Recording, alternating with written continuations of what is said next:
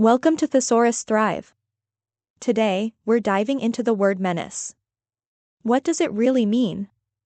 How can you use it? And what are some handy synonyms to spice up your writing and speaking? First, let's talk about the meaning of menace. At its core, a menace is something or someone that causes trouble, harm, or danger. It can describe a person, an animal, or even a situation that feels threatening or risky. For example, you might say a storm is a menace, or a mischievous dog is a menace to the neighborhood. Now, let's break down the definition in simple terms. A menace is anything that can cause problems or put you in danger. It's like a warning sign that something bad might happen.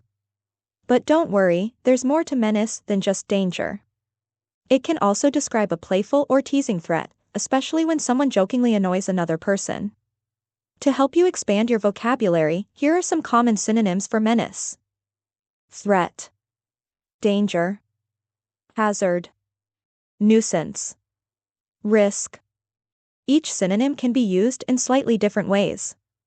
A threat usually means a serious risk, while a nuisance is more about being an annoying problem. Knowing these words gives you more tools to describe problems clearly and powerfully. So next time you want to talk about something causing trouble, instead of just saying menace, pick the perfect word that fits the situation best.